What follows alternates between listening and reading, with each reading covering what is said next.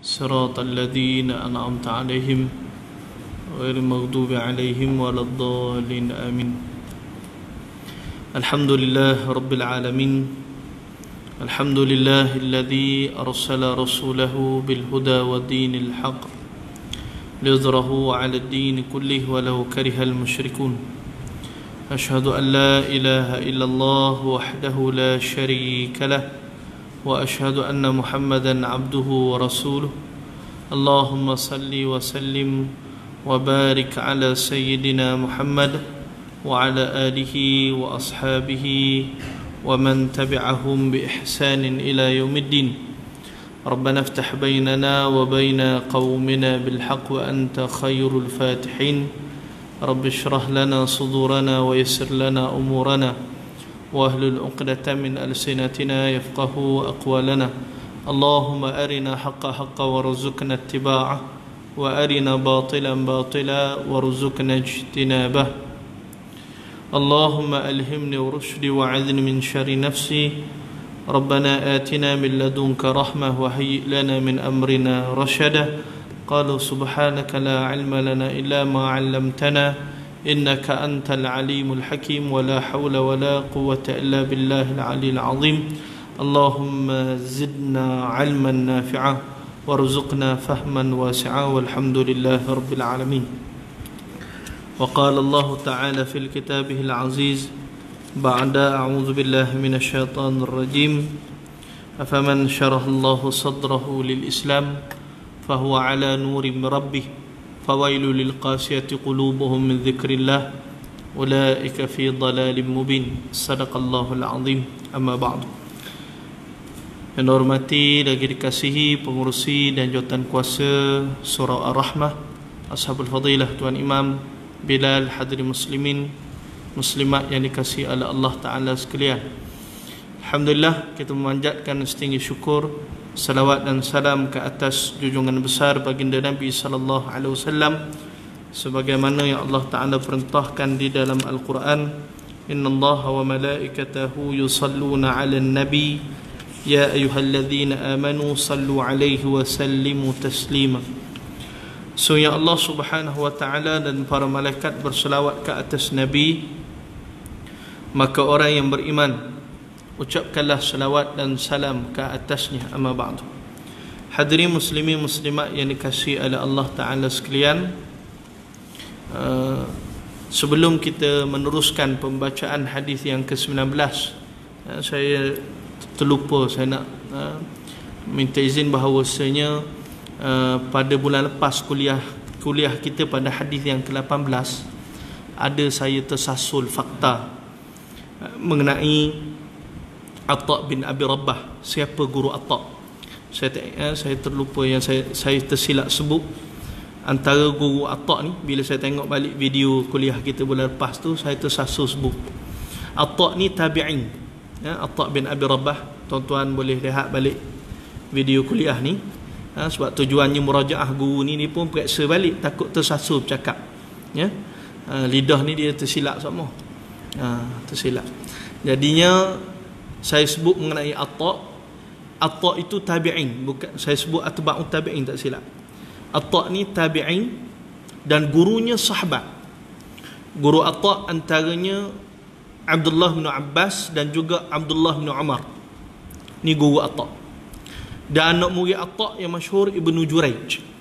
Ini berkaitan Atta bin Abi Rabbah, seorang tokoh ulama yang begitu hebat, faqih, menjadi rojakan ulama-ulama di zaman. Mana ulama-ulama zaman dia merojak kepada dia.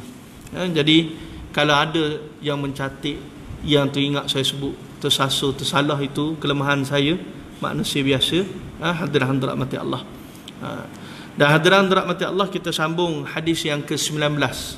Al-hadithu tasi' ashar. Hadis yang ke-19. وبسند متصل إلى إمام النووي رحمه الله تعالى وبه قال عن أبي العباس عبد الله بن عباس رضي الله عنهما قال كنت خلف النبي صلى الله عليه وسلم يوما فقال يا غلام إني أعلمك كلمات احفظ الله يحفظك احفظ الله تجده تجاهك إذا سألت فاسأل الله وإذا استعنت فاستعن بالله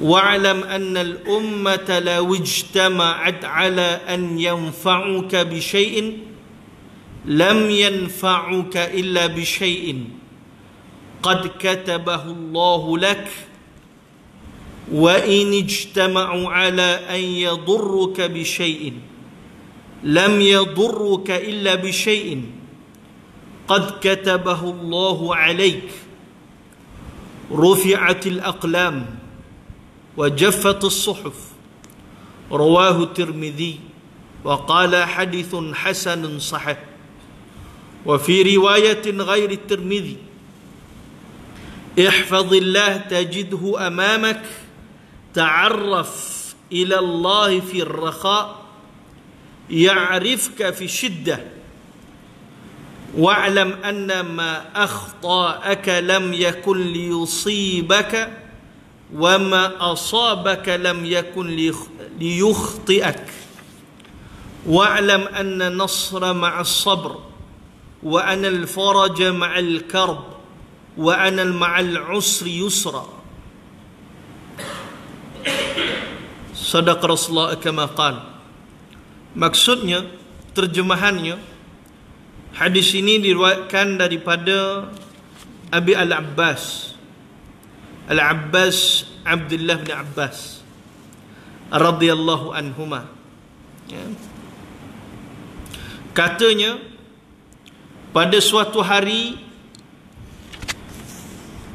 adalah aku ini kuntu khalfan Nabi sallallahu alaihi wasallam, aku ini di belakang Rasulullah sallallahu alaihi wasallam.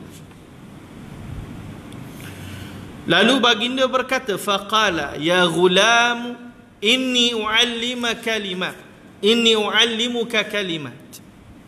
Wahai anak, aku hendak mengajarkan kepada kamu beberapa kalimat, beberapa perkataan. Lalu kata baginda Nabi, ihfazillah yahfazka.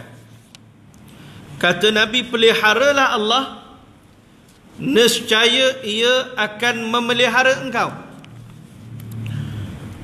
Ihfazillah tajidhu tujahak. Peliharalah Allah, nescaya engkau dapatinya di hadapan engkau. Idza sa'alta fas'alillah. Apabila kamu meminta, maka memintalah kepada Allah Azza wa Jalla. Wa idza ista'anta fasta'in billah. Dan apabila memohon pertolongan, pohonlah pertolongan itu dengan Allah Ta'ala. Wa'lam anna al-ummata law ijtama'at ala an yanfa'uka bi syai'in.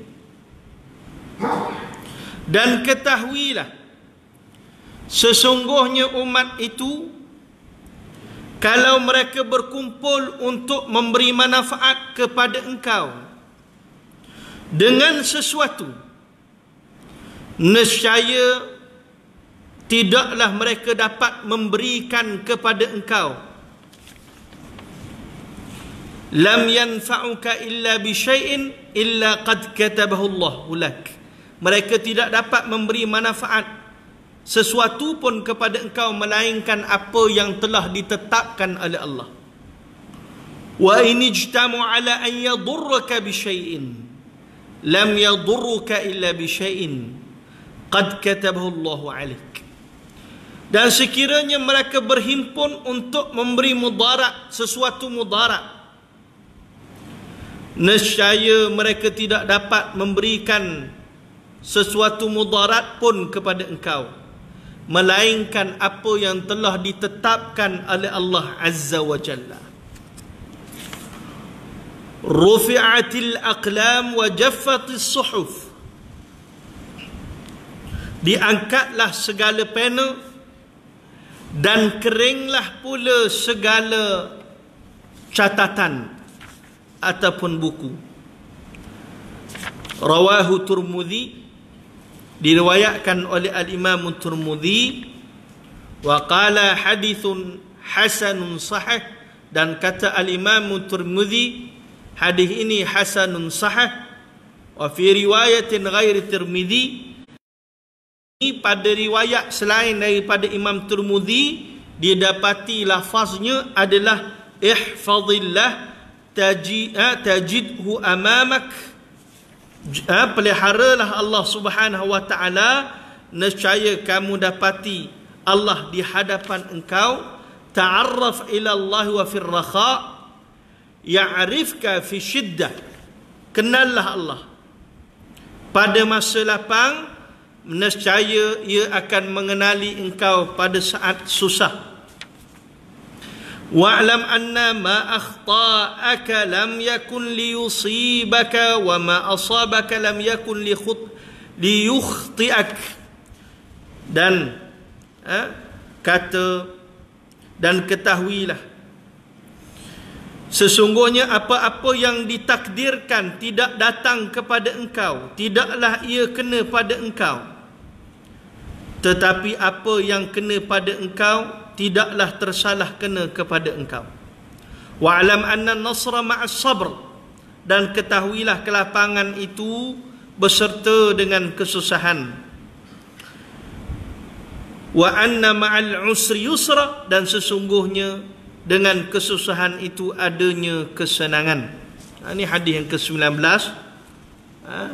Kita akan huraikan hadis ini, bagaimana baginda Nabi sallallahu alaihi wasallam bersabda mengingatkan kepada para sahabat kepentingan menjaga apa yang Allah Taala perintahkan, dan keyakinan bahawa kebaikan dan mudarat itu hanya semata-mata datang daripada Allah Taala dan tidak selain padanya. Orang yang mengingati Allah ketika mana mereka senang, maka dimudahkan pertolongan daripada Allah ketika mana dia berada dalam keadaan sukar. Tidaklah sesuatu itu tertimpa kepada manusia, melainkan apa yang telah pun ditetapkan oleh Allah Ta'ala. Ini keyakinan bahawa suatu perkara tertimpa pada kita, dia tidak tertimpa melainkan dengan kehendak izin daripada Allah Ta'ala. Dan pada sebalik setiap kesusahan itu pasti adanya kemudahan, pada setiap kesukaran itu adanya kelapangan. Hadirin rahmati Allah, syarahannya kata pengarang, qala muallifu rahimahullah wa nafa'ana bi ulumihi wa ulumi syekhina fid dharain amin.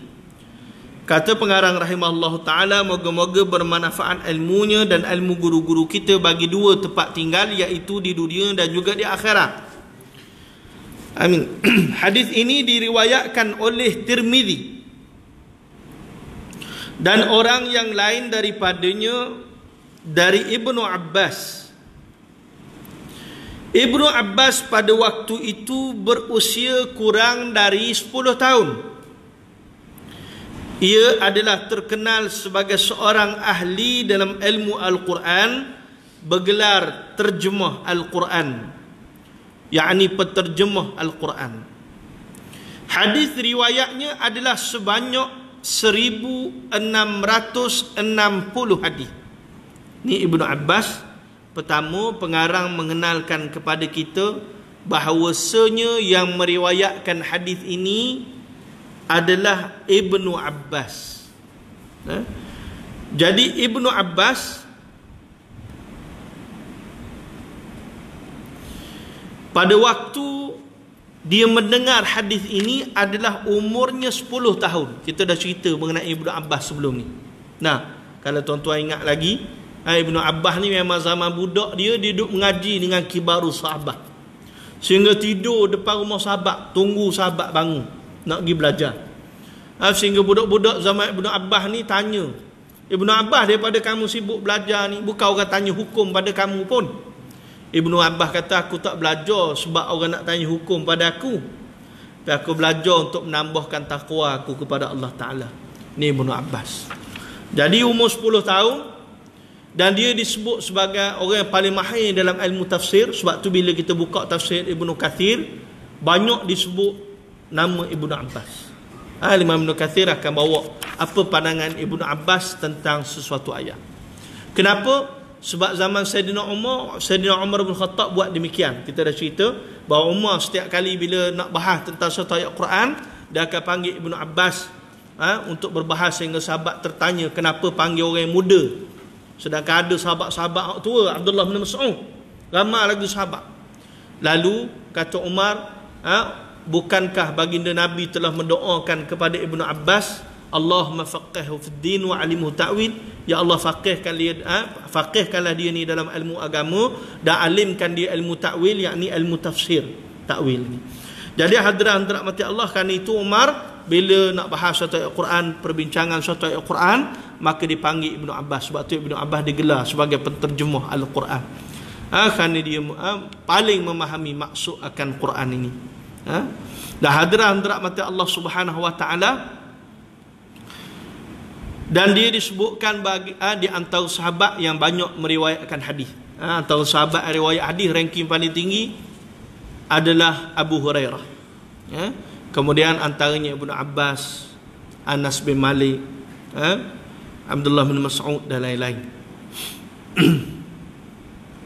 Nilaiannya, hadis yang ke-19 ini mengandungi pengajaran dan wasiat yang amat berfaedah dalam hubungannya dengan urusan agama dan perkara yang berkaitan dengannya.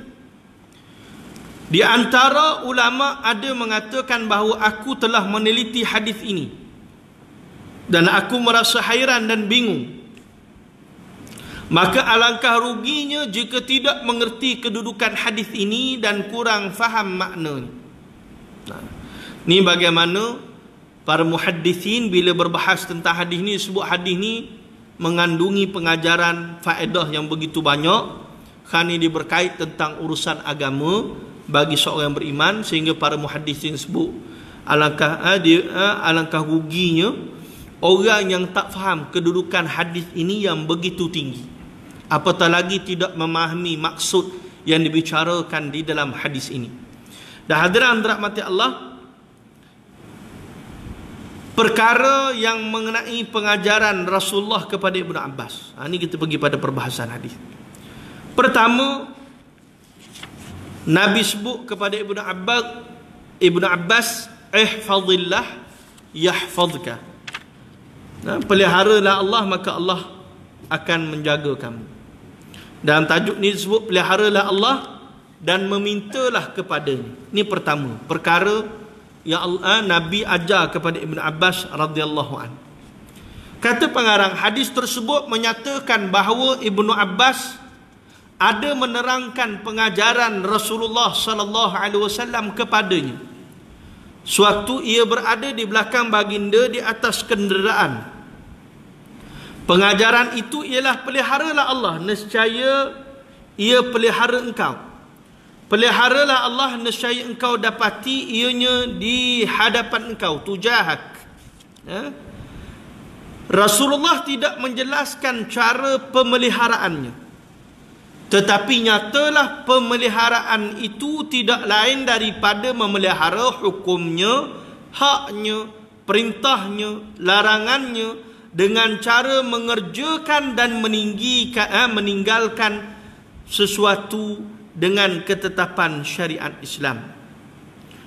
Bahawa di antara perkara yang wajib dipelihara dengan sesungguhnya ialah sembahyang, sebagaimana yang diterangkan dalam Al-Quran dan hadis, dan meliputi erti pemeliharaan itu memelihara segala anggota badan daripada melakukan yang haram.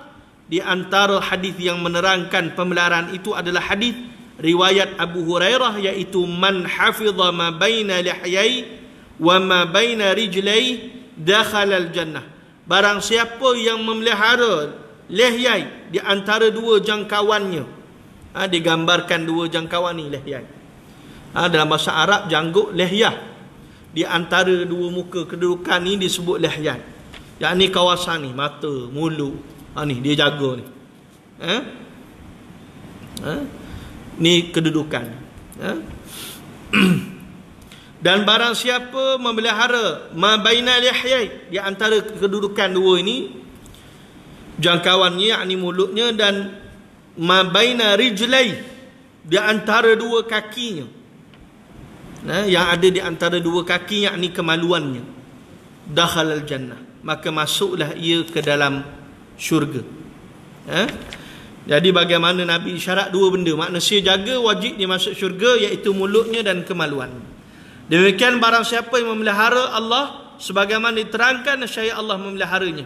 Sebaliknya orang yang tidak memeliharanya, maka Allah pula tidak memeliharanya. Jadi hadis ini bagaimana pesanan baginda Nabi SAW kepada Abdullah bin Abbas. Yang sewaktu mana Nabi berada di atas kenderaan dan Abdullah bin Abbas berada di belakang baginda Nabi. Kuntu khalfan Nabi, dia duduk belakang Nabi. Artinya bila Nabi berada atas kenderaan, walaupun sekadar budak berumur 10 tahun begitu di zaman Nabi, Nabi menasihati. Nasihat ni tidak tunggu umur besar 20 tahun, 30 tahun. Artinya nasihat ni datang pada kebaikan daripada anak tu usia kecil. Nabi cakap dengan Ibnu Abbas, Nabi menasihatinya. Daripada hadis-hadis ni yang menyebabkan Ibnu Abbas riwayat sampai pada kita hari ni. Dan hadirin rahmati Allah Subhanahu wa taala sekalian, kemudian Nabi menjelaskan bagaimana orang yang menjaga Allah Taala, yakni perintah Allah dan hak Allah. Dia jaga hak Allah, yakni apa yang Allah perintahkan dilaksanakan, apa yang Allah larang dia tinggalkan. Ini hak Allah Taala. Hak hamba kepada Allah, yakni mereka melaksanakan segala perintah Allah Azza wa Jalla. Maka bila manusia menjaga haknya pada Allah, Allah akan jaga haknya pada manusia, yakni memeliharanya, menjaganya. Di sini Nabi SAW ajar kepada Ibnu Abbas keyakinan, apabila seseorang itu menjaga perintah Allah, maka Allah Ta'ala akan memeliharanya dan menjaganya. Dan hadirat mata Allah Ta'ala, dan kerana itu antara benda yang wajib dipelihara ni perintah Allah yang disebut dalam kitab ni, antaranya salat, anggota seperti mulut dan kemaluan. Maka mereka menjaganya, maka di sana Allah Ta'ala akan memelihara mereka, sama ada dari sebarang bentuk kerosakan. Bila manusia jaga mulutnya, maka menyebabkan tidak berlakunya permusuhan, fitnah yang tersebar dan kebencian. Kerana mulut ni anggota yang cukup mudah menyebarkan kerosakan daripada mulut. Yang kedua, kemaluan. Ia menatijahkan, kalau manusia tak ada kemaluan ini, akibatnya maka berluasalah penzinaan. Bila berluasa penzinaan, maka mudahlah manusia menjemput bala daripada Allah Azza wa Jalla. Ini antara tanda kiamat dekat ni, bila mana penzinaan ni berluasa. Sebab tu Nabi memberi isyarat dua perkara ni. Banyak manusia rasak dengan dua perkara ni, mulut dengan kemaluan. Dan hadirin rahmati Allah, sebab tu manusia menjaga perintah Allah Subhanahu wa taala, nescaya Allah Taala akan memeliharanya, menjaganya. Dan ada dua cara Allah Taala pelihara dan jaga manusia. Pertama, Allah pelihara seseorang dalam urusan kepentingan di dunianya, kepentingan hidupnya di dunia, seperti memelihara badannya, hartanya, keluarganya dari suatu bahaya. Firman Allah dalam surah Ar-Ra'd ayat yang ke-11, lahu mu'aqqibatun min baini yadayhi wa min khalfihi yahfazunahu min amrillah.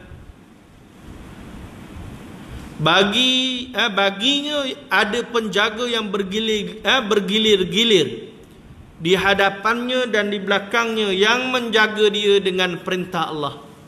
Surah Ar-Ra'd ayat yang ke-11. Malah untuk pemeliharaan dan penjagaan inilah Rasulullah sallallahu alaihi wasallam tidak pernah meninggalkan doa-doa ini pada waktu pagi dan petang. Menurut sebagaimana riwayat daripada Abdullah bin Umar, Allahumma inni as'aluka afiyata fid dunya wal akhirah. Allahumma inni as'aluka afwa wal afiyah fi dini wa dunyaya wa ahli wa mali. Allahumma astur awrati wa amin rawati wahfadhni min bayna yadayya wa min khalfi wa an yamini wa an shimali wa min fawqi wa a'udhu bi 'azamatika an ughtala min tahti. Maksudnya, wahai Tuhanku, sesungguhnya aku bermohon kepada Engkau akan afiat dalam dunia dan akhirat. Wahai Tuhanku, sesungguhnya aku bermohon kepada Engkau kemaafan dan afiat, kesejahteraan pada agamaku dan duniaku dan pada ahliku dan hartaku. Wahai Tuhanku, tutupilah auratku, dan amankanlah kebimbanganku, dan peliharalah dari pihak hadapanku dan belakangku, dan daripada pihak kananku dan kiriku, dan daripada atasku. Dan aku berlindung dengan kebesaran Engkau akan ditipu, dibinasakan aku daripada bawahku. Doa ini mengandungi banyak permohonan mengenai pemeliharaan Allah atas keselamatan dan kesejahteraan hidup di dunia, dan menjadi pengajaran kepada orang yang beriman supaya ia tetap yakin kepada pemeliharaan itu dan memohonnya dengan tidak meninggalkan perintahnya dan mencuaikan larangannya. Jadi pertama, cara Allah Ta'ala menjaga manusia, memelihara manusia ini, Allah Ta'ala memelihara, menjaga urusannya atas muka dunia ni. Allah beri kesihatan yang baik bagi orang yang jaga apa yang Allah perintah. Allah beri kesihatan yang baik padanya, Allah beri kebaikan padanya. Ni kita tahu sangat. Super virus yang duk berlaku, corona apa semua ni. Bila tak laksanakan apa yang Allah perintah, makan hak haram, barang yang Allah haram pergi makan juga. Semua benda yang haram itu mereka buat. Zina buat, mari penyakit makan benda haram, datang penyakit corona, macam-macam penyakit lagi mari bila datang, bila manusia mencari yang haram. Artinya bila manusia memelihara perintah Allah, Allah menjaga urusan mereka di atas muka dunia ni, memelihara badannya, harta bendanya, segalanya. Begitu juga bab harta. Bila mereka jaga harta mereka, keluarkan zakat, maka Allah beri kebaikan pada hartanya bertambah. Allah beri, Allah bersihkan hartanya. Dia jaga hartanya daripada riba, maka hartanya bersih.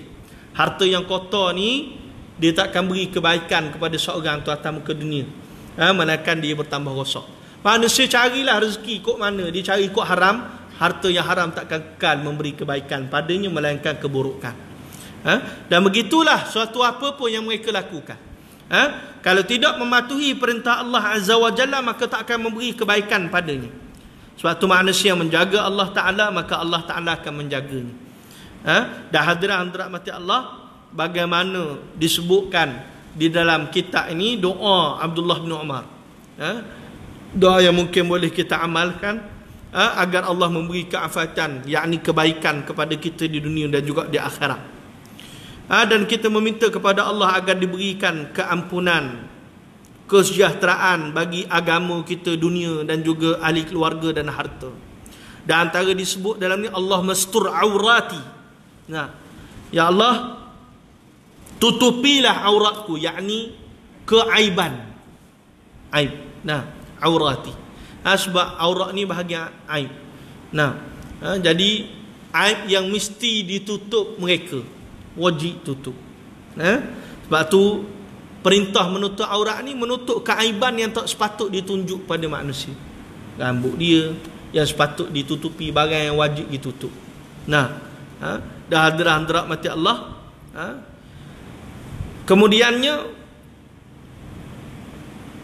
dalam doa ini bagaimana Nabi sallallahu dalam doa ini bagaimana Nabi SAW mengajar kita berdoa agar mendapat pemeliharaan daripada hadapan, atas, bawah, belakang dan sebagainya, daripada kebinasaan dan kerosakan. Ni antara doa-doa yang elok kita amal di waktu pagi dan petang. Antara doa yang kita sebut ma'thur daripada baginda Nabi SAW, maka pastinya ia memberi kebaikan. Doa-doa Nabi bagi ni confirm. Satu, dapat pahala sunnah, buat boleh sunnah. Kedua, pasti kelebihan yang Nabi sebut, kalau Nabi kata ia terjaga, pasti terjaga. Ni untung kalau kita beramal doa Nabi SAW ajar. Sebab tu saya pernah sebut, saya ingat Mullah Tok Aziz, Tok Guni Aziz, lama saya duduk belajar, pergi jumpa dia. Dia ziarah, waktu tu nak periksa pening, nak ngapa-ngapa tak masuk. Sebab apa? Last minute nak periksa, baru ngapa waktu tak masuk tu. Jadi pergi jumpa Tok Guni Aziz, minta dia nasihat, minta doa. Tok Yazid acui kat doa satu untuk saya amal, supaya mudah saya nak periksa besok ni. Mari tu asal dah, periksa pagi besok. Tak apa lagi. Jadi Tok Ni Aziz pun senyum je. Dia senyum je. Dia kata, apa Rabbi syrah li? Saya kata, apa Tok Guru? Waktu tu saya belajar di college. College tu di Bunduk Payung. Pergi sampai Pulau Melaka tu, pergi jumpa dia. Takkanlah mari jauh-jauh ni Tok Guru nak beri Rabbi syrah li jah. Budak tadika tahu Rabbi syrah li. Tok Guru kata, iyalah Rabbi syrah li tu paling molek sekali ya. Paling molek sekali. Sebab doa tu Allah Ta'ala ajar pada Nabi Musa. Bukan cara-cara orang. Nabi Musa. Nabi Musa siapa? Nabi, kekasih dia. Jadi pada kekasih ni Allah akan beri doa yang terbaik. Doa yang terbaik. Jadi amallah doa tu. Cuma kita berhenti setakat yafqahu qawli, tak tambah belakang tu lagi. Waj'alni waziran min ahli. Ya salah belakang tu. Kena doa belakang tu sekali. Jadikan pemimpin daripada ahli keluarga kami. Yang bertakwa, yang saleh. Kita tak doa pemimpin orang bertakwa tu boleh jahat sokmo. Jadi doa tu bukan setakat doa lapang dada terai hati, tambah meminta agar yang menguasai urusan kita adalah di kalangan orang yang bertakwa dan saleh. Dan hadirin rahmati Allah. Jadi ni doa yang Nabi SAW amal, ajar kepada Ibnu Umar, yang doa ini elok untuk kita amal, ia memberi kebaikan insya-Allah di dunia dan juga di akhirat. Dan itu pertama. Tadi kita sebut bentuk penjagaan Allah Taala pada manusia. Allah Taala memelihara, menjaga manusia ini pada urusan keduniaannya, batang tubuhnya, hartanya dan seluruhnya. Dan yang kedua, Allah Ta'ala pelihara seseorang. Kedua, Allah pelihara seorang akan agamanya dan imannya dari dinodai dan dikotori oleh segala yang haram hingga akhir hayatnya dan mati dalam keadaan iman. Inilah semulia-mulia pemeliharaan yang sangat-sangat dikehendaki oleh orang yang beriman. Ni. Yang kedua, bagaimana Allah Ta'ala menjaga manusia itu. Azan.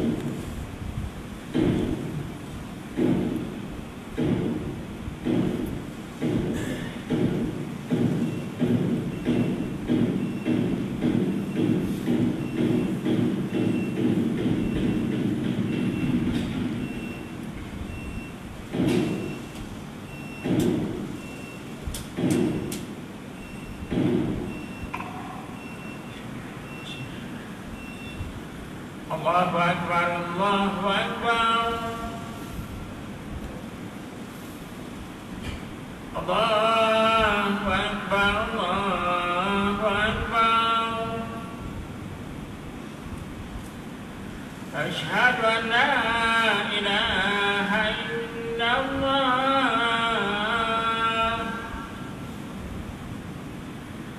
Asyhadu an la ilaha illallah.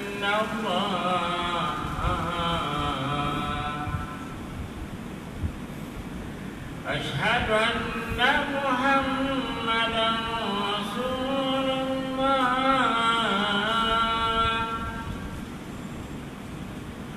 Asyhadu anna Muhammadan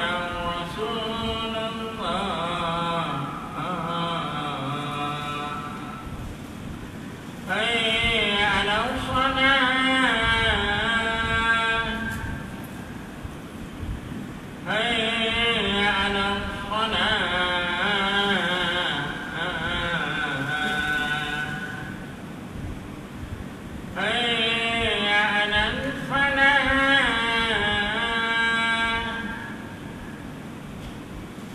حي على الفلاح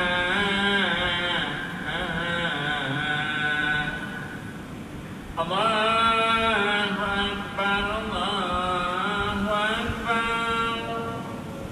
لا إله إلا الله لا إله إلا الله اللهم ربها اللهم رب هذه الأوقات والصلاة الرحمن آت السلام محمد رسول والشرف طريقة العالم إنك لا تفلح اللهم ارزقنا شهادة اللهم نعوذ بك وتحول عافية وفجاءة تحول عافية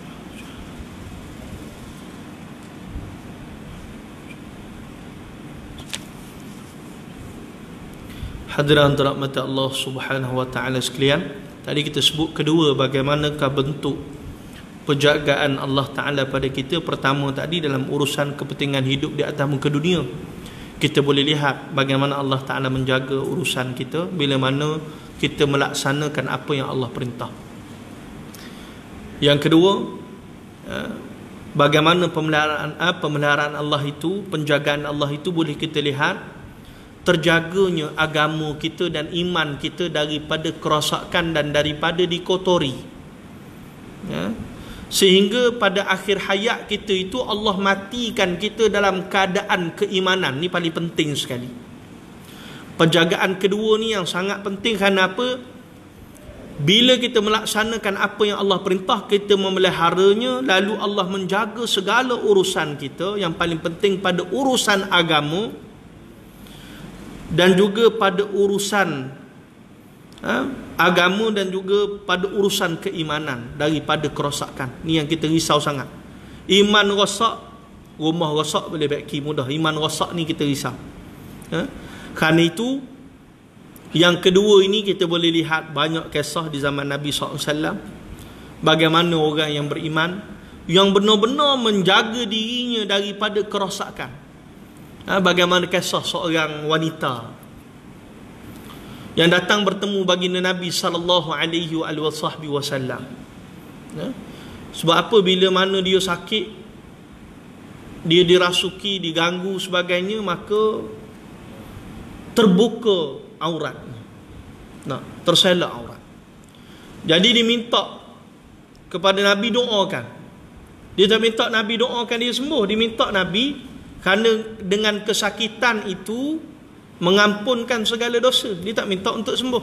Dia minta pada Nabi untuk berdoa agar auratnya terpelihara dalam apa juga keadaan sekalipun. Yang wanita ni sehingga akhir hayatnya auratnya terpelihara, mati sebagai orang beriman. Jadi nak sebut pada kita, orang yang hidupnya benar-benar menjaga agama, memelihara agama, maka agamanya selamat daripada dikotori, imannya terselamat daripada diselewengkan, dan yang paling utama dia ditutupi dengan kematian yang baik. Ini yang kita minta sangat. Kerana tak ada erti dunia ni sikit pun pada kita kalau sekiranya kita mati dalam keadaan tidak beriman, mati dalam keadaan su'ul khatimah, segala nikmat dunia tak ada nilai habuk sikit pun. Dan kalau sekiranya Allah Ta'ala atas dunia ni tak bagi banyak nikmat pun bagi manusia ni, tapi dia mati dalam kematian baik, itulah kebahagiaan yang sebenar. Sebab tu Al-Imam Hasanul Basri, bila mana ayat Quran fa inna ma'al usri yusra, inna ma'al usri yusra, ayat ni dalam surah Al-Insyirah, ya. Al-Imam Hasanul Basri kata ayat ni turun bila mana orang musyrik pergi pada Nabi, dia ejek orang beriman. Tengok orang beriman ni duduk atas muka dunia, susah. Dia beriman kepada engkau wahai Muhammad, tapi dia susah. Apa arti keimanan dia? Keimanannya tak menolong dia pun. Sehingga turun ayat Quran yang Allah nak ingatkan, bagi orang beriman, susah mana pun mereka atas muka dunia, mereka merasai kesenangan, kelapangan di hari akhirat. Nah, di sebalik setiap susah tu ada yang Allah mudahkan bagi mereka. Ini orang beriman. Sebab tu hadirin rahmati Allah, yang paling penting bagi orang beriman ini pada kedudukan mereka tak kala mati. Saat mana habis nafas, apakah kalimatut tayyibah yang terakhir keluar daripada bibir lidahnya, ataupun kalimah yang melalaikannya kepada Allah Azza wa Jalla. Wa a'udzubillah. Sebab tu kita minta sangat-sangat duduk pada majlis ilmu yang penuh keberkatan ini. Mudah-mudahan Allah matikan diri kita, anak isteri kita dalam kematian yang baik, yakni husnul khatimah. Amin ya Rabb. Dan hadirin rahmati Allah, kemudian kata pengarang, tetapi pemeliharaan ini ada banyak hubungan dengan taqwa atau dengan amal saleh yang dikerjakan dengan ikhlas. Setengah ulama salaf pernah berkata mengenai pemeliharaan, iaitu apabila seorang lelaki hampir ajalnya, maka dikatakan kepada malaikat, ciumlah kepalanya. Lalu malaikat menjawab setelah diciumnya, aku dapati Al-Quran di kepalanya. Kemudian dicium pula hatinya, didapati puasa di hatinya. Lalu dicium kedua belah kakinya, didapati sembahyangnya. Lalu ia berkata memberi keputusan, orang ini pelihara dirinya, maka Allah peliharanya. Di samping itu, pernah Rasulullah mengajar kepada Umar suatu doa pemeliharaan, iaitu Allahumma hfazni bil islami qa'iman, wahfazni bil islami qa'idan, wahfazni bil islami raqidan, wala tuti'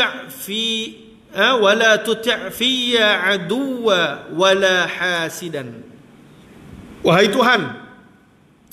Tuhanku, peliharalah aku dengan Islam waktu aku berdiri, dan peliharalah aku dengan Islam pada waktu aku duduk, dan peliharalah aku dengan Islam pada ketika waktu aku tidur, dan jangan engkau menuruti musuh dan orang yang dengki terhadapku. Jadi hadirin rahmati Allah, bagaimana kisah yang disebutkan oleh para ulama salaf ini. Bila disebut para ulama salaf tadi, sahabat, tabi'in, atba'ut tabi'in, bagaimana disebutkan tak kala manusia mati, malaikat mendatangi manusia. Bila mana cium manusia pada kepala mereka, didapati Quran pada kepalanya, yakni dia sibuk dengan Quran, dia sibuk menghafaz Quran, maka berbahagialah hamba Allah Ta'ala ini. Dan bila mana dicium pula pada hati, didapati orang ni senantiasa saim, puasa. Dicium pada kakinya, didapati orang ini senantiasa salat. Dan kata para malaikat kepada lelaki yang hidup melakukan amal ta'ah ini, nescaya kalau atas dunia mereka menjaga perintah Allah, maka tak kala mereka mati, dihisap, diberi balasan, maka berbahagialah mereka, kerana dijaga oleh Allah Azza wa Jalla. Sebab akhirat besok manusia ni, wa kuntum azwajan thalatha, manusia ni dibagi 3 golongan.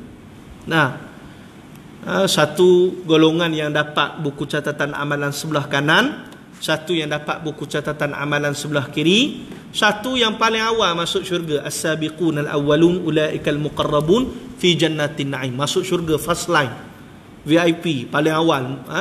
Yang golongan ini disebut oleh baginda Nabi 3 golongan. Satu golongan yang mereka itu masuk syurga tidak dihisap, tidak diazab. Ni para anbiya alaihi wassalatu wassalam, orang yang paling awal membenarkan risalah para nabi, orang yang mati mempertahankan risalah para nabi, ini orang yang paling awal masuk syurga. Seterusnya siapa? Nabi sebut dalam hadis yang lain, 70,000 orang masuk syurga tanpa hisab, tanpa azab. Siapakah mereka? Yang pertama, mereka yang tidak melampau-lampau berubat menggunakan api. Berubat guna api ni makruh. Mereka tidak melampau-lampau berubat, artinya orang yang tidak redha dengan kesakitan. Dia berubat tak ada penawar, dia paksa juga ambil ubat hak lain, walaupun tahu tak berjaya. Dia tak sabar dengan kesakitan tadi, tak rida. Maka orang ni juga, orang yang tak rida dengan kesakitan, jauh mereka daripada syurga Allah. Orang yang rida pada kesakitan yang tertimpa, bagaimana kisah wanita tadi, mereka masuk syurga tanpa hisab, tanpa azab. Sebab tu bila sakit, orang antara tanda mati husnul khatimah ni, dia sakit panjang. dan dia redha atas kesakitannya. InsyaAllah kematiannya baik. Kedua, golongan yang menggunakan azimat-azimat tangkal-tangkal yang dilarang oleh syarak, ni dilarang. Ni jauh daripada masuk syurga. Apa jua keadaan pun dia tak guna tangkal, tak guna benda karut-marut, maka orang ni masuk syurga tanpa hisab, tanpa adab, kerana mereka menjauhkan diri daripada syirku billah. Yang ketiga, melakukan jampi-jampi yang terlarang. Nah, jampi yang jauh daripada Quran dan Sunnah. Mula-mula bunyi Quran Fatihah, sampai tengah tu tak tahu jampi serapah apa dia baca. Hak ni jauh daripada syurga Allah. Yang tahan diri mereka daripada perkara-perkara tersebut, layaklah mereka masuk syurga tanpa hisab, tanpa adab, Nabi sebut. Dan yang keempat, wa yatatayyarun. Nabi sebut bagaimana orang Arab jahiliah dulu bila mereka nak bermusafir, mereka akan melempar burung. Ambil burung, mereka lempar, lepaskan. Mereka tengok keadaan burung tadi. Kalau burung tu selamat, tak ada tandanya permusafiran mereka selamat.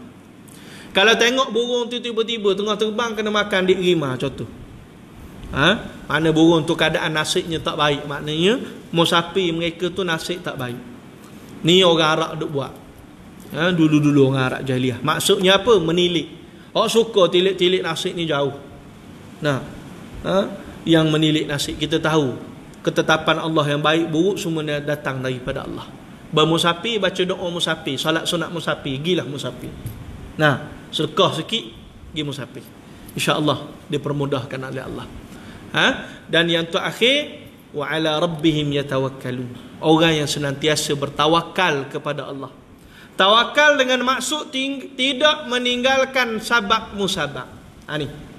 Nah, jangan faham tawakal dalam maksud kepala kita. Maksud Nabi ajar. Nabi bila mana berperang, Nabi bawa senjata, Nabi atur strategi. Itu tawakal Nabi. Dan Nabi berdoa. Itu baru kata tawakal. Nabi tak ada, sebab aku ni kan kekasih Allah, senjata tak bawa, strategi tak ada, tadah tengah-tengah musuh. Tak ada. Nabi buat dengan penuh strategi, dengan kemampuan yang ada. Setakat tu je mampu, buat mana setakat mana mampu. Akhirnya pertolongan Allah datang dengan tawakal itu. Jadi artinya orang bertawakal tanpa meninggalkan sabab musabab. Ikhtiar semampunya dalam kehidupannya dan bergantung kepada Allah Ta'ala. Ni golongan hak masuk syurga tanpa hisab, tanpa adab. Kedua, golongan yang dihisab tetapi tidak diadab. Ni yang terima buku catatan amalan sebelah kanan, ni para salihin. Nah, mereka dihisab tapi tidak diadab. Dan golongan ketiga, hak ni berat. Dahlah kena hisab, lepas tu kena adab. Waktu hisab tu pun dah susah. Nabi sebut man nuqisha hisabal udhib. Siapa yang susah hisabnya, tanda mereka itu diadab. Dan hadirin rahmati Allah Ta'ala, kesimpulannya balik tadi, maka orang beriman tadi diajar doa yang Nabi ajar kepada Umar agar mereka berdoa agar terpelihara agama mereka, sama ada ketika berdirinya, duduknya, tidurnya, tidaklah mereka dalam keadaan yang jauh daripada agama Allah, dan tidaklah dia mengikuti apa yang dikehendaki musuh Allah dan orang yang dengki terhadapnya. Dan kesimpulannya, pemeliharaan Allah akan agama Islam bagi seseorang adalah perkara yang amat penting dan utama. Pemeliharaan ini berarti terpelihara imannya pada bila-bila masa sehingga mati dengan sempurna amal-amalnya dituntuti kepadanya. Kemudian pada hadis tersebut Rasulullah menerangkan pula pemeliharaan itu, peliharalah Allah, nescaya kau dapatinya di hadapan engkau. Dan ini berarti pemeliharaan seseorang menurut sebagaimana yang diperintahkan akan menyebabkan Allah sahaja. Allah bukan sahaja memeliharanya, tetapi ada di hadapannya, iaitu bersertanya di mana sahaja dia pergi dan ditolonginya serta dikawalnya. Dikuatkan sikapnya serta ditunjukinya ke jalan yang lurus, manakala orang yang mendapati Allah berserta selalunya dalam keadaan tenang lagi gembira, serta kuat perkasa dan tidak ada yang ditakutinya dan tidak ada apa yang dicurigai. Kerana Allah bersertanya sebagaimana dikatakan Rasulullah kepada Abu Bakar sewaktu dalam gua dalam perjalanan hijrah ke Madinah, apakah engkau menyangka kita berdua sahaja Allah menjadi yang ketiganya. Janganlah engkau duka kerana Allah bersama dengan kita. Ini hadirat mata Allah Subhanahu wa taala yang terakhir. Daripada nombor yang pertama ini, kesimpulannya bahawa orang yang beriman apabila mereka menjaga perintah Allah, maka Allah Ta'ala akan memeliharanya, menjaga urusan dunianya sehingga dia mati. Allah Ta'ala akan menjaga dan memeliharanya. Dan hadirat mati Allah, antara perkataan yang Nabi sebut, manusia yang ihfazillah, menjaga Allah, antara benda yang baginda Nabi sebut adalah mereka itu tujahak, Allah akan berhada. Ihfazillah tajidhu tujahak. Peliharalah Allah, maka Allah akan berada di hadapan kamu. Apa maksud Allah berada di hadapan kamu ini? Maksudnya segala urusannya dalam penjagaan dan pemeliharaan Allah Ta'ala. Kemana dia pergi, dalam apa jua keadaan, pasti Allah menolongnya, menjaganya, mengawalnya. Manusia bila mereka tahu Allah menjaganya, memeliharanya, maka mereka tak takut menghadapi apa jua keadaan. Ini yang Allah sebut sifat para awliya Allah. Inna awliya Allah la khawfun alaihim wala hum yahzanun. Mereka tak takut pada apa, mereka tak kekal keadaan bersedih, kerana mereka yakin Allah menjaga segala urusan mereka. Dan demikian Abu Bakar As-Siddiq radhiyallahu an, bila mana dalam keadaan risau dalam gua, Nabi ingatkan, jangan risau, Allah yang ketiga, bukan kita berdua saja. Maka Allah akan jaga kita. Jangan berduka cita. Dan hadirat mati Allah, maka orang yang berada dalam pemeliharaan Allah, jiwa mereka akan senantiasa tenang. Tanda mereka dalam pemeliharaan Allah, jiwa mereka tenang. Mereka tidak mudah berputus asa kepada Allah Ta'ala. Inilah sikit daripada perbahasan hadis. InsyaAllah kita akan sambung lagi pada bulan hadapan, pada bahagian perbahasan hadis. Idza sa'alta fas'alillah. Apabila nak minta, maka mintalah daripada Allah. Ini yang kedua.